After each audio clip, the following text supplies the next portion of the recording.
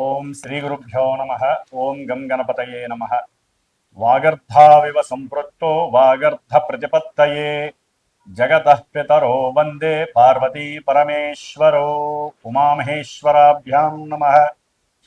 ఆదిత్యాయ చ సోమాయ మంగళాయ బుధాయ చ గురుశుక్రశనేభ్యశ్చ రాహవే కేతవే నమ. సూర్యాది నవగ్రహ దేవతాయే నమ.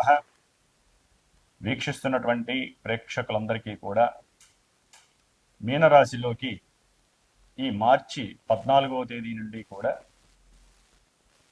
సూర్య భగవానుడు తన యొక్క సంచారాన్ని పూర్వాభద్ర నక్షత్రము, ఉత్తరాభద్ర నక్షత్రము, రేవతి నక్షత్రంలో సంచారాన్ని కావిస్తూ, అలాగే మార్చి 11వ తేదీ నుండి కూడా మిథున రాశిలో వక్రగతిలో ఉన్నటువంటి గురు మహానుభావుడు రుజుమార్గంలో ప్రయాణం చేస్తూ అత్యంత బలవంతుడై తన యొక్క దృష్టి బలము చేత ఎన్నో రాసుల వాళ్ళకి శుభాలని చేకూరుస్తూ, అలాగే బుధగ్రహము ఈ యొక్క మార్చి నెలలో మరియు ఏప్రిల్ నెల వరకు కూడా మరి ఆయన కుంభరాశిలో రాహువుతో తన యొక్క సంచారాన్ని గడుపుతూ, శుక్ర భగవానుడు మార్చి 2 నుంచి ఏప్రిల్ 1 వరకు కూడా దాదాపుగా మనకి ఈ యొక్క మీనరాశి అయినటువంటి ఉచ్చస్థితగతుడై, అట్లాగే రాహువు కుంభరాశిలో, కేతువు సింహరాశిలో, అలాగే కుజ భగవానుడు రాహువుతో కలిసి దాదాపుగా ఏప్రిల్ 1వ తేదీ వరకు కూడా కుంభరాశిలో సంచారం చేస్తూ, మీనరాశిలో ఉన్నటువంటి శని భగవానుడితో ఏప్రిల్ 2వ తారీఖు నుండి కూడా తన యొక్క ప్రయాణాన్ని ఆచరిస్తూ చేస్తూ ఉన్నాడు. ముఖ్యంగా ఈ యొక్క సూర్యుడు మీనరాశిలో ప్రవేశించే సమయాన్ని మనము మీన సంక్రమణము అంటారు.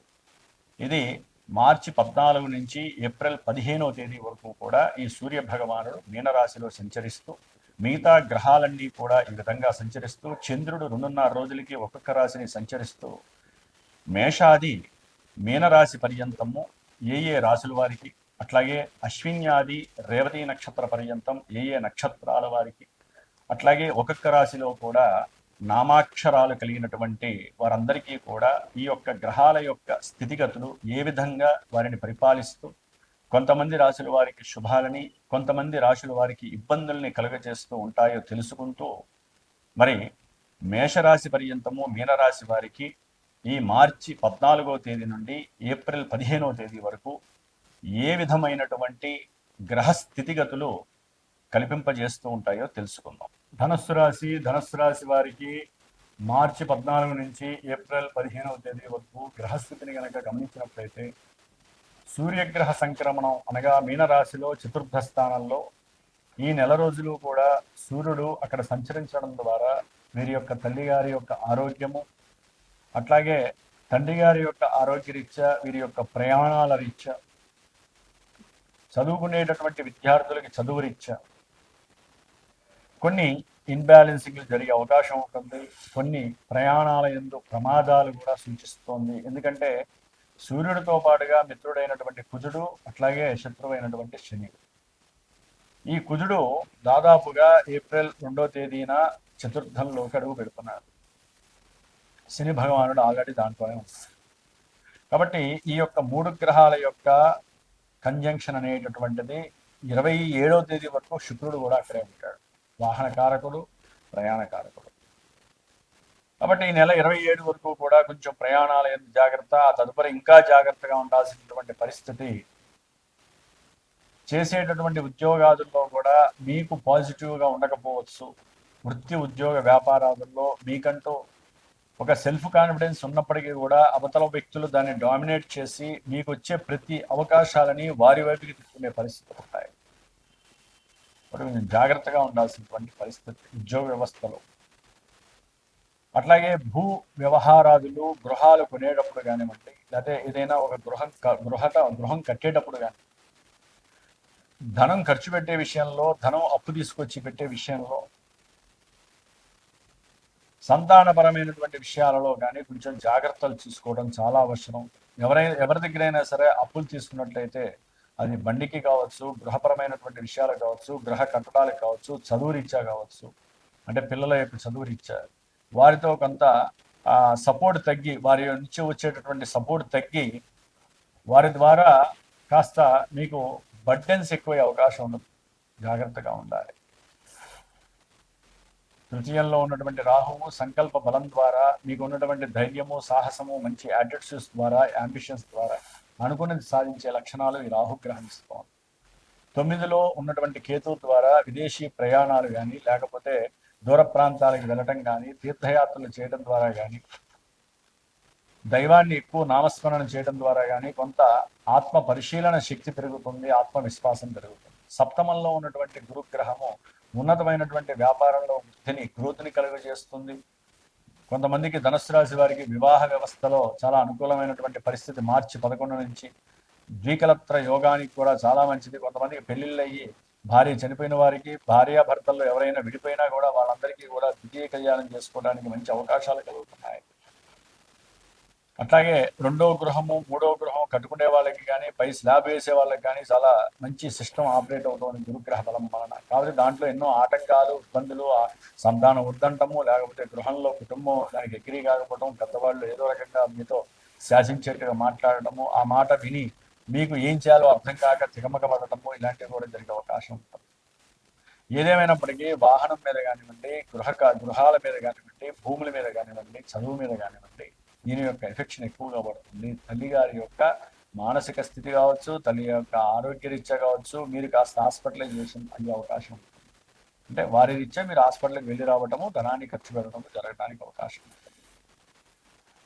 కాబట్టి గృహంలో కాస్త అప్రశాంతతమైనటువంటి పరిస్థితి, తినేటటువంటి ఆహార విషయంలో కూడా కొన్ని జాగ్రత్తలు తీసుకోండి, లేకపోతే దేహ ఆరోగ్యము దెబ్బతినే అవకాశం ఎక్కువగా ఉంటుంది. అర్ధాష్టమ శని ప్రభావం వీరిని ఒక రకంగా చెప్పాలంటే 3 చెరువుల నీళ్లు తాగిస్తుందని చెప్పుకోవచ్చు. కాబట్టి చదువుకునే విద్యార్థులు ఎక్కువగా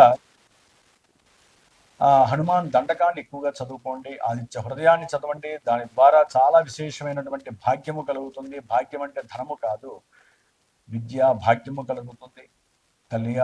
తల్లిదండ్రుల యొక్క ఆరోగ్యం బాగుంటుంది. ఉద్యోగ వ్యవస్థల్లో మార్పులు జరగకుండా ఉన్న చోటనే చక్కటి ఉద్యోగ పరిస్థితులు మెరుగయ్యే పరిస్థితులు కూడా కలుగుతుంది.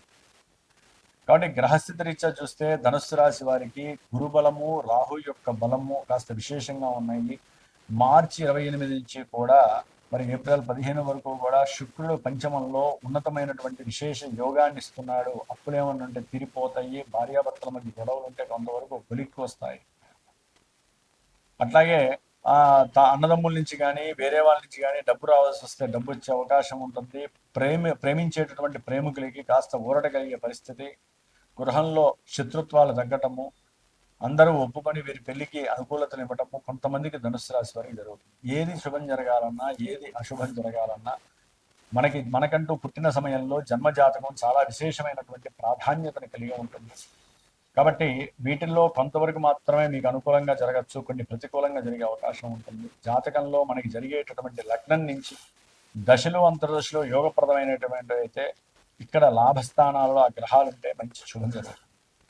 అదే గనక అక్కడ మహా ఇబ్బందులు పెట్టేటటువంటి గ్రహస్థితులు జరుగుతున్నట్లయితే దశలు, అంతర్దశలు ఈ గ్రహాలు ఈ స్థానాల్లో ఉండి మనల్ని ఇబ్బందులు పెట్టే పరిస్థితులు ఉంటాయి. కాబట్టి జన్మజాతక విశ్లేషణ చాలా చాలా విశేషమైనటువంటి స్థితిగతులను కలుగజేస్తూ ఉంటుంది. అట్లాగే ఈ యొక్క కుజశనుల యొక్క ప్రభావము చాలా డేంజర్ని సూచిస్తోంది. చతుర్థంలో రవి, కుజ, శనుల యొక్క ప్రభావం అంత మంచిది కాదు. అట్లాగే బంధువుల్లో కూడా ఊరికి మీద గొడవలు రావడానికి బుధరాహుల యొక్క ప్రమేయము, వ్యాపారంలో కాస్త మీ మధ్య ఉన్నతమైనటువంటి సయోగ్యత లోపించటము, భాగస్వాముల మధ్య భార్యాభర్తల యందు కూడా సంభాషణ తీవ్రతరం కావటం, దాని ద్వారా కుటుంబంలో కాస్త విభేదాలు కలగడం జరుగుతుంది. కాబట్టి శ్రీమాత జ్యోతిషాలయ పీఠంలో మార్చి 2వ తేదీ నుండి కూడా మే 10వ తేదీ వరకు కూడా కుజరాహు కేతువుల యొక్క సర్పదోష ప్రభావార్థమై, అంటే ముఖ్యంగా వివాహము, సంతానము, అలాగే ఏదైనా సరే ప్రేమకు సంబంధించినటువంటి విఫలాలు అడ్డుకోవడానికి,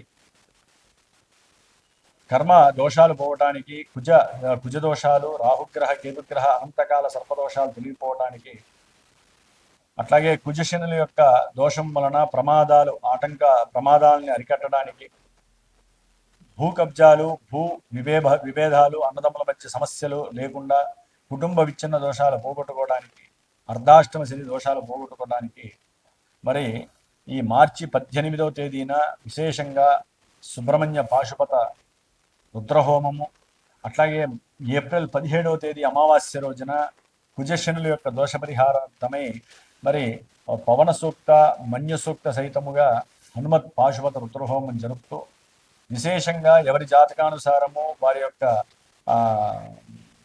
దశలు అంతర్దశలు కనుక పాపగ్రహ యుక్తమైతే కనుక వాటి యొక్క దోష నివృత్తి కోసం జపతపాదులు చేస్తూ,